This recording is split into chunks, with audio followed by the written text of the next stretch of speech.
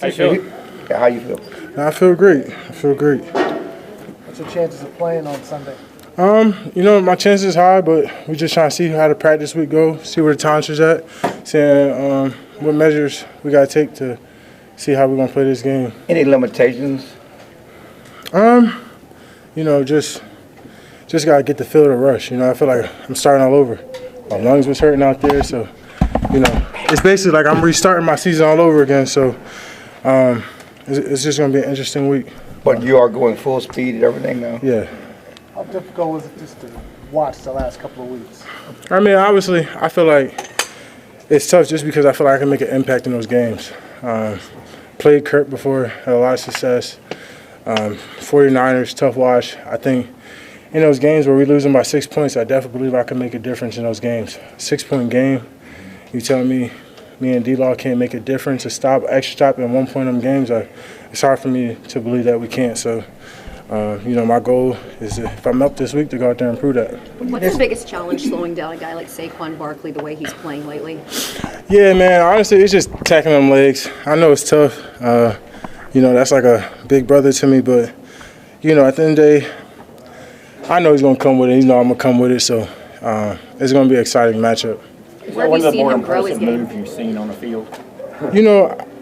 To both points, honestly, it's his confidence, bro. I'm not saying, and I said this on the pod, I'm not saying his confidence in what he believes in, but confidence in people going to make the right blocks.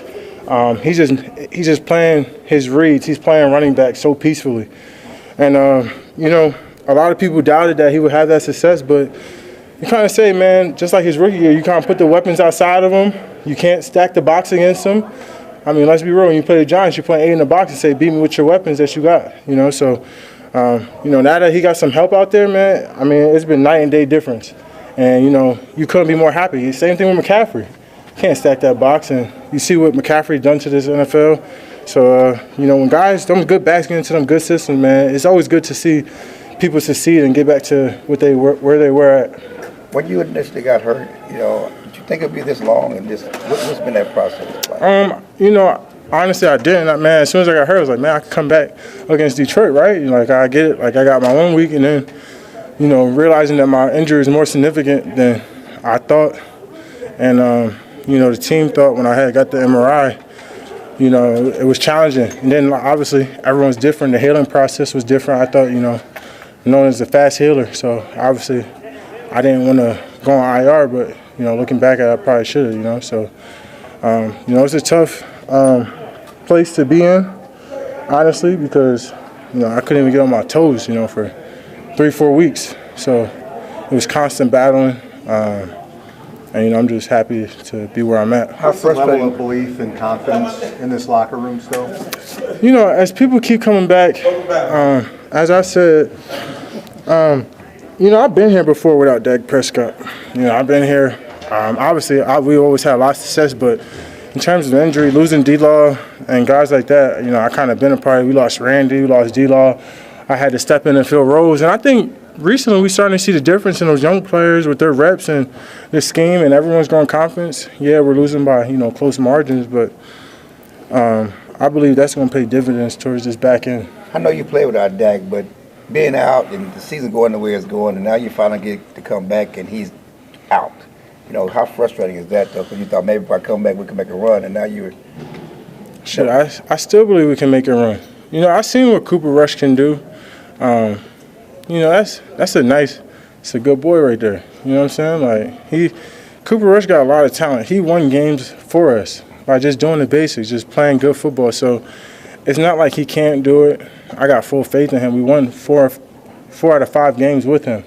So to have that understanding or think that he couldn't do that again, especially look at the stretch he had when we did it. We beat the Bengals, who was a good team, and Jets. We beat good. I had a good run towards there with Rush. So I got full belief. And it just so happens that when I'm coming back, Dak isn't. So maybe that's what God had intended. Micah, are you at a point where you need to see how you feel tomorrow after working out this way, or do you think you're pretty good? Yeah, I just have to go full go. I got to be back in pads. I got to make my game-like movements. At the end of the day, you don't want to put bad film out there. You don't want to go out there being limited. People might see that and try to attack that. They're like, oh, he's trying to brace for his leg, or he's limping, and you just don't want to be the person that's holding the team back. So at no point where I feel like I'm holding the team back would I ever put my team in that position where I'm not playing good football. Do you think you can come back and play as many snaps as you played before getting hurt? Yeah, once I'm playing, I'm playing. That's just a competitor to me. I was banged up plenty of times, and I'm just like, man, once I'm competing, I'm competing. It's hard to restrain that. It's fully healed, though. I mean, it's just a matter of getting your timing and stuff down. But the ankle's fully healed. Yeah, you never high ankles, those lag on, and the more you cut on it, you bang on it, but you just build a tolerance, It's just one of them things. As you prepare for the Eagles, obviously you have familiarity with Saquon and with the Eagles' offensive personnel, but as you prepare this week, do you see that they're doing anything different? We see some of the Kellen Moore elements in there? I wouldn't say they're doing anything differently. I think, they got a running back. I think they're trusting their system. They know they got explosive guys. They can create explosive plays. They're doing a good job managing the clock. Jalen's doing a good job. They're still using Jalen's legs, even though they got Saquon. And obviously those outside pieces is two of the most dynamic pieces in the NFL. So, I don't think they're doing anything different. I think this is the same Eagles team. But, that Saquon Barkley factor is paying dividends for them. Did you text him at all after that little jump that he made? No. It's a rivalry. That's big bro, but I know he knows, like, when it's on game day, we ain't friends no more. How do you rate that backward leapfrog? That was tough. That was tough. I mean, bro, he's always been that exciting.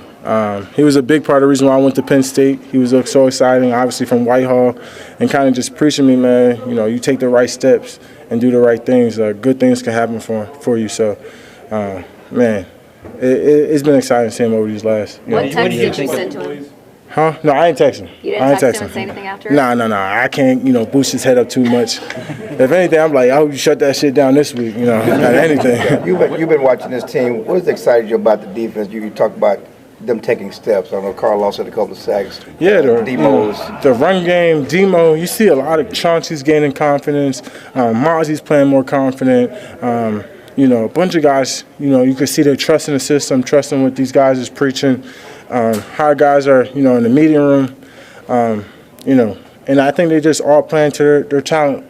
So I think everyone's playing good and everyone's gotten better. I think each week, if you're really watching the tape, everyone's making big jumps and they're getting better. We just have to play great collective football, offense, defense, and special teams, and that's going to change the game around. What did you think about the fact that you guys didn't sell at the trade deadline and that they did make a move to trade for Jonathan Mingo? What you mean? Like the fact that the Cowboys could have been sellers at the trade deadline. They could have, Jerry could have been like, well, there's nothing left of this season. Let's move on. Let me try and get some draft picks out of this. But he didn't do that. Yeah, I talked to Jerry.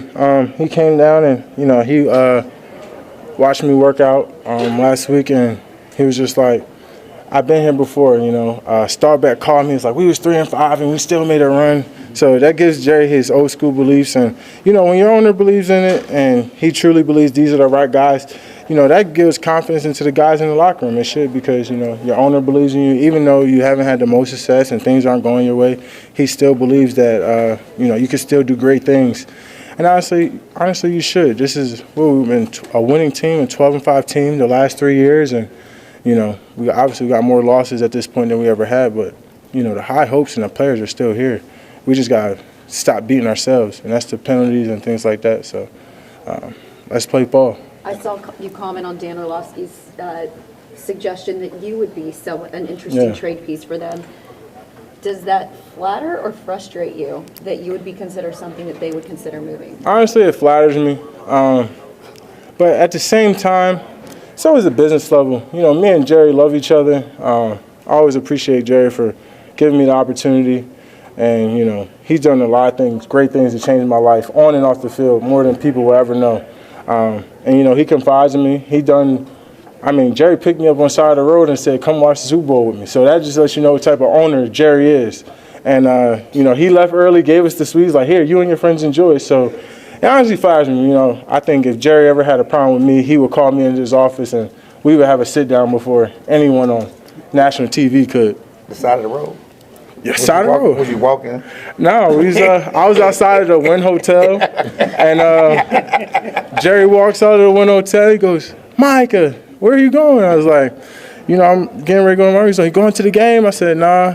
He said, "Why, you want to come?" And I said, "Yeah." And he brought me to the game, and I was like, "Cool." I was like, and we got a chance to talk for a few hours, but it goes to show you how generous and caring he is, and he broke me down about life and football, how he sees the players, how he sees the team, and where he wants to go with us. The fact that he did that with me, it goes to show that our relationship is growing, and he trusts me. Can I drill that down real quick? Is that a good thing or a bad thing when you have an owner that is so personally invested in the players, whether it comes to praising or disciplining them? I think it's a good thing, because honestly, a lot of owners don't care. Jerry cares about how comfortable we are, how he cares about this facility, and you always walk in the building, they always say it's a privilege, not a right, to wear the star.